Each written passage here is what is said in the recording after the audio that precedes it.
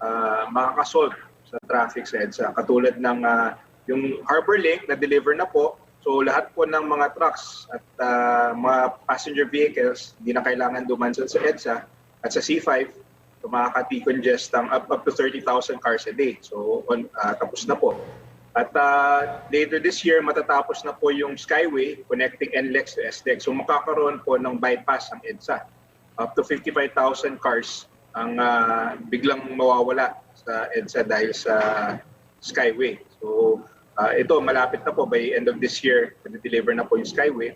At pati yung mga bridges across Pasig, makakatulong din sa decongestion ng EDSA.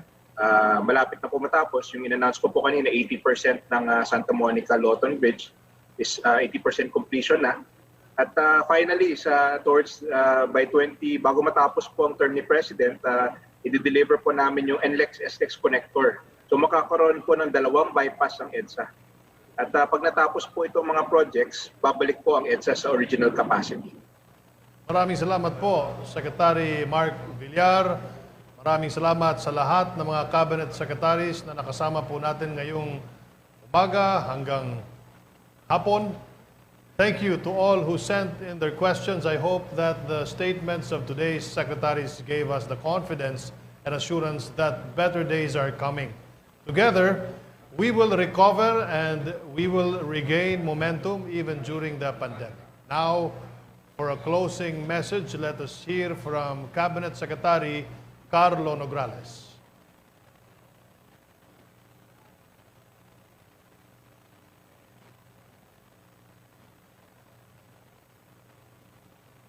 Executive Secretary Salvador Medialdea, Finance Secretary Carlos Dominguez III, Public Works and Highways Secretary Mark Villar, Bangko Sentral ng Pilipinas Governor Benjamin Jokno, Presidential Communications Secretary Martin Andanar, mga kabalikat ko sa gabinete, members of the Diplomatic Corps, partners in the private sector and civil society organizations, friends from the media, mga kasamahan sa gobyerno, mga kababayan, maayong hapon kaninyong tanan. Please allow me to begin by thanking all the speakers today and by extending my gratitude to all our partners who have helped make this activity possible. The Cabinet Economic Development Cluster, the Cabinet Infrastructure Cluster, the Presidential Communications Operations Office, the Office of the Executive Secretary, and my fellow workers in the Office of the President. On July 27, President Rodrigo Roa Duterte will deliver his 5th State of the Nation address, an annual exercise that traces its roots to the Commonwealth of the Philippines. It is a tradition, a national routine that has been around for 85 years. One we have observed in wartime and peacetime, in tranquil times and in troubled times, one that we will continue to observe this year, even as the country and the whole world faces an unprecedented crisis, a pandemic that has claimed over 500,000 lives and affected the lives of billions more. Kasama po sa apektado, kasama sa kinakabahan araw-araw sa pandemyang ito, ang mahigit 100 milyong Pilipino.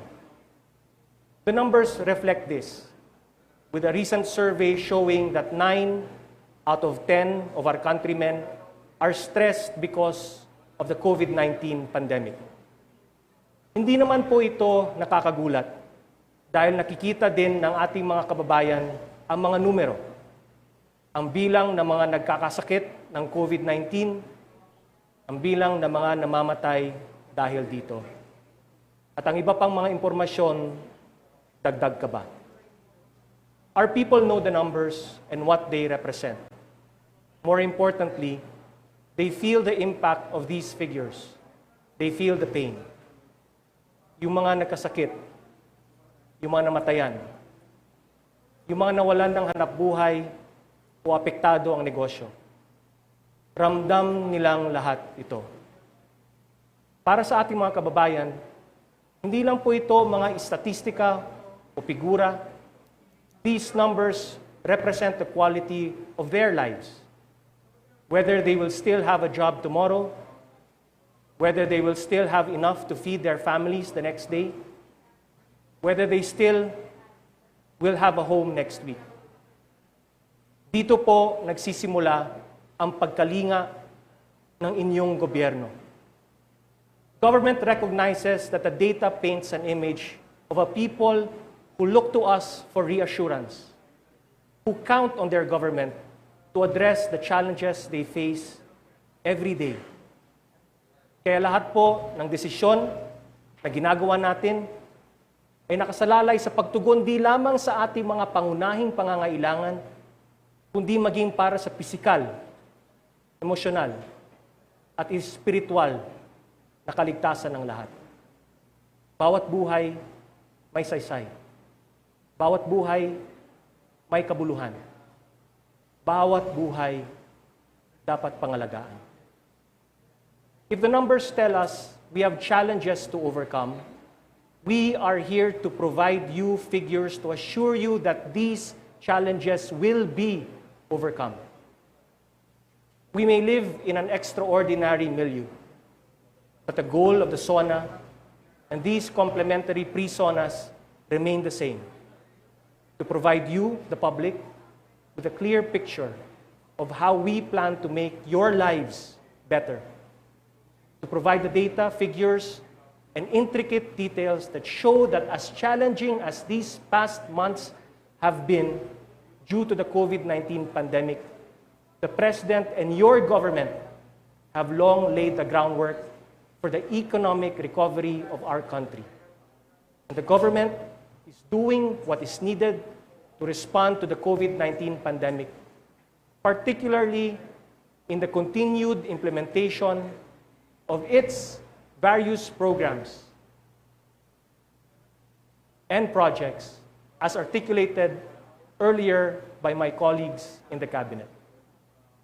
The Economic Development Cluster, for example, emphasized the need to provide a conducive environment to promote rapid, inclusive, and sustained economic growth in the country, and provided information on the implementation of programs involving economic stimulation and job creation, support for the agriculture and fisheries sector, the pursuit of innovation in science, technology, energy, and governance, and the assistance extended to micro, small, and medium enterprises and our industries.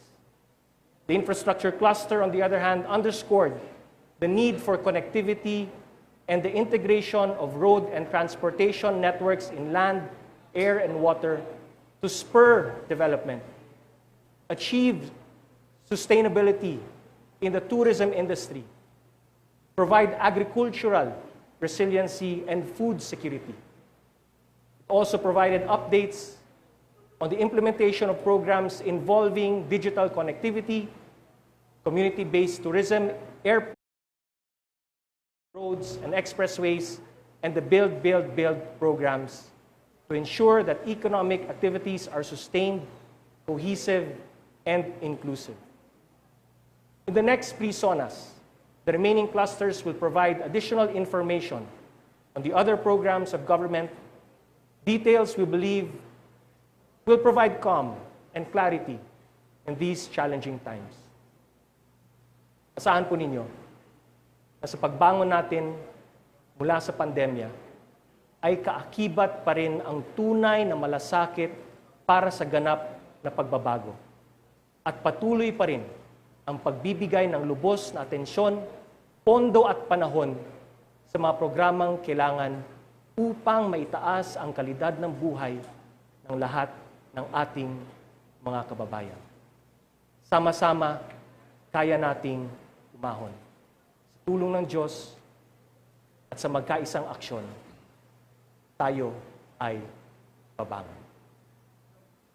Para sa kanyang mensahe, para sa bansa at sa lahat ng Pilipino, mga kababayan, ang Pangulo ng Republika ng Pilipinas, Mayor Rodrigo Roa Duterte. My fellow Filipinos, The accomplishments that we have just presented to you in this Pre-SONA forum are the fruits of our collective efforts to foster real, lasting, and meaningful change in our country. Numerous trials have tested our resolve these past few years, but we always emerge victorious because of our unity and bayanihan as a people. As we look to the future with much hope and positivity, let us continue to work together to build a better and more prosperous Philippines, and for ourselves and the next generation of Filipinos. Mabuhay ang Republika ng Pilipinas.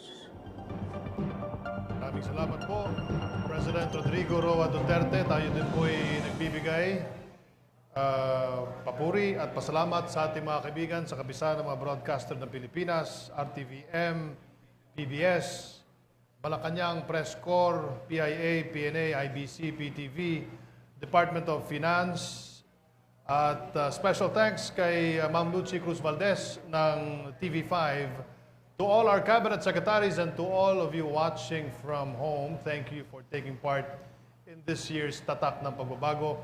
This is only the first.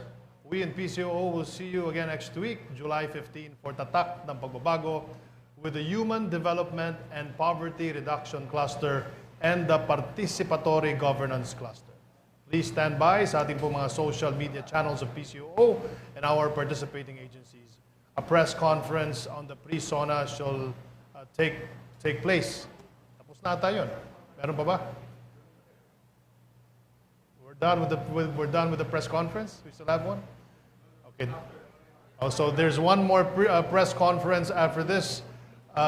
This has been Tatak ng Pagbabago 2020, the Pre-SONA Forum.